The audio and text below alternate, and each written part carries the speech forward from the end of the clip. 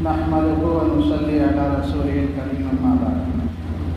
قال النبي صلى الله عليه وسلم الدعاء مخ العبادة. وقال النبي صلى الله عليه وسلم الدعاء سلاح المؤمن. میرے محترم بزرگوں اور دوستوں، رمضان المبارک کا بابرکت مہینہ چل رہا ہے، گزر رہا ہے۔ رمضان کی عبادتوں میں سے اہم عبادت دعا ہے۔ علماء نے لکھا ہے جس طرح رمضان کے اندر دیگر اعمال کیے جاتے ہیں، ان میں ایک اہم عبادت یہ دعا ہے، اللہ سے مانگنا ہے۔ کتنے اللہ والے ہیں جو اس مہینے کے اندر اپنی پیشانی کو سجدے میں رکھتے ہیں تراویح کے بعد اور فجر کے وقت اٹھاتے ہیں۔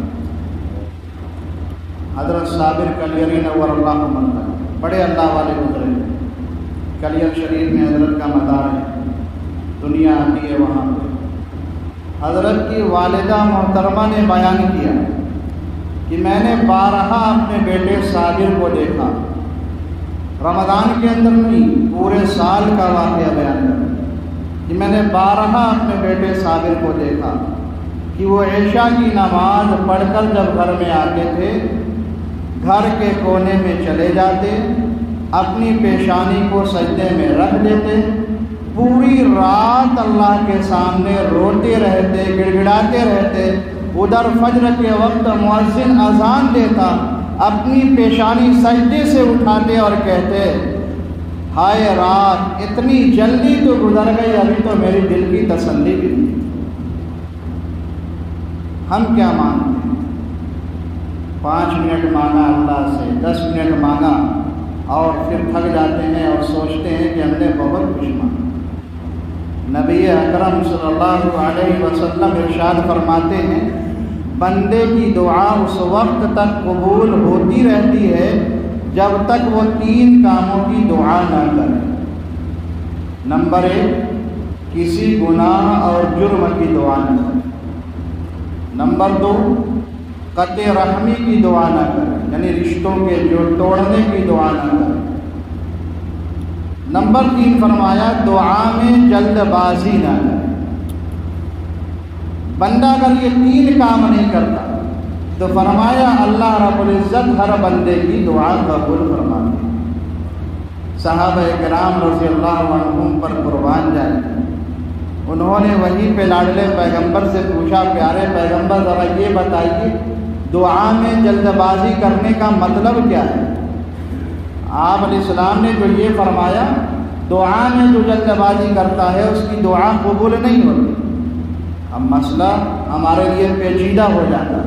اگر صحابہ اس مسئلے کو حل نہ کرتے تو نامعلوم محدثین اپنی تشریحات بیان کرنے میں کتنے صفحات لکھ ڈالتے۔ صحابہ نے سوال کیا پیارے پیغمبر ذرا بتائیے۔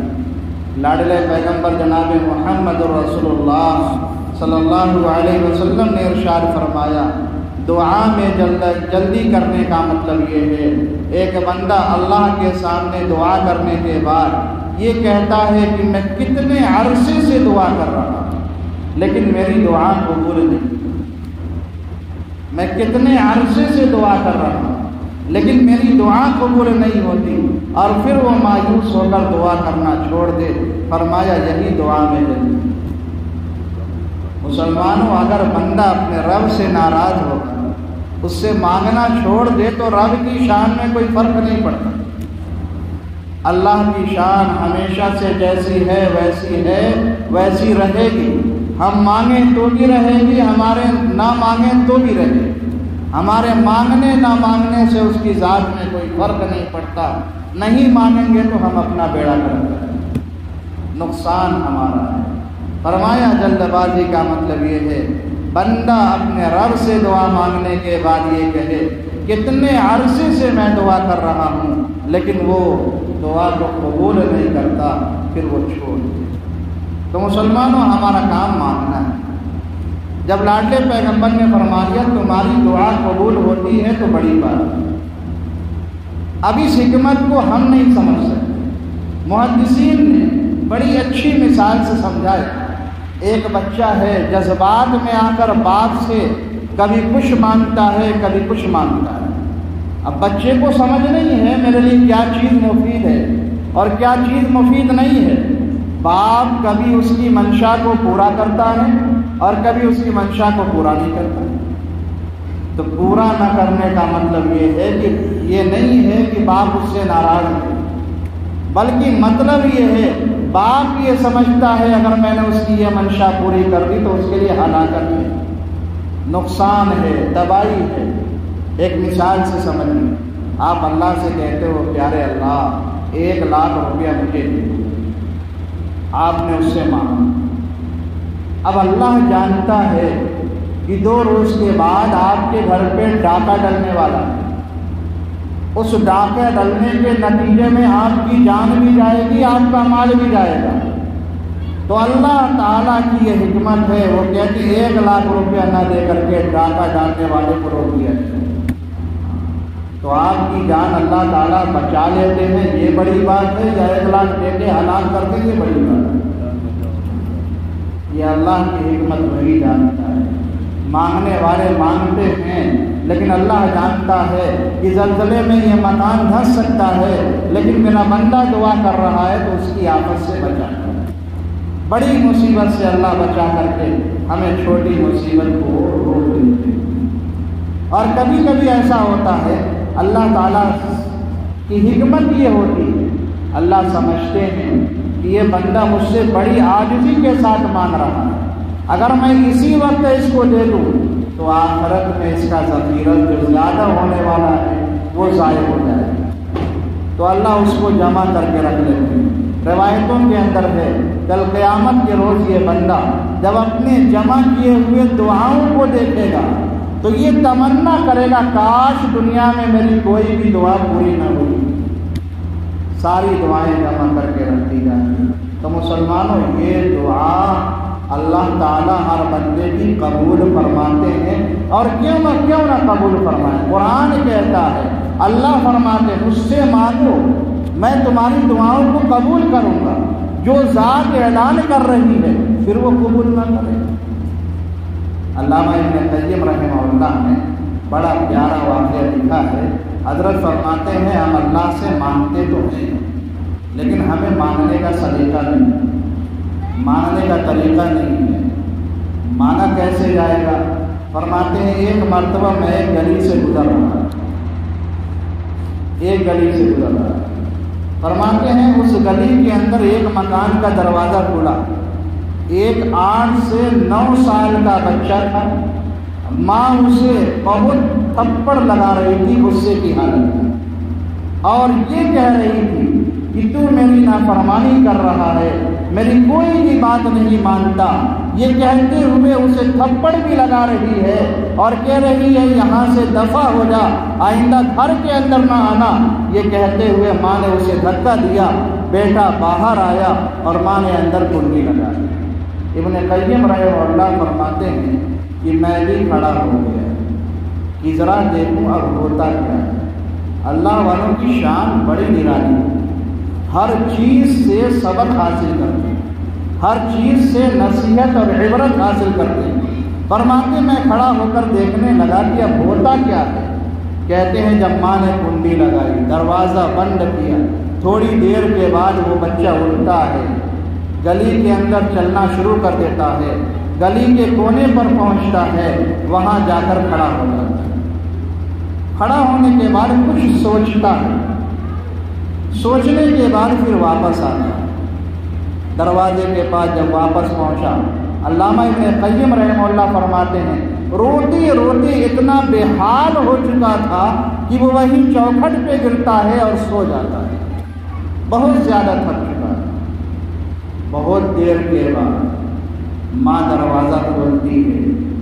ابھی ماں کا غصہ ٹھنڈا نہیں ہوا، دیکھا کہ بچہ سو رہا ہے، اسے پھر دھکا دیا، کہا اے ظالم تو پھر یہاں پڑا ہوا ہے، چلا جا یہاں سے، میں تیری شکل و صورت نہیں دیکھنا چاہتی. قربان جائیے علامہ ابن قیم رحمہ اللہ لکھتے ہیں کہ جب ماں نے اس طرح دھٹکارا، وہ بچہ کھڑا ہوتا ہے، کہتا ہے پیاری ماں جب تم نے پہلی مرتبہ مجھے مارا تھا، میں تمہارے پہلے تھپڑ کو کھا کر کے میں یہاں سے نکل گیا، گلی کے کونے تک گیا اور یہ سوچ رہا تھا میں کسی کے یہاں ملازمت کر لوں گا، مجھے 2 روٹی مل جائے گی، میں کسی کے یہاں برتن دھل لوں گا، مجھے کھانے کے لیے پیٹ بھر جائے گا، میں کسی کے یہاں نوکری کر لوں گا، اللہ تعالیٰ مجھے مالا مال کر دیں گے۔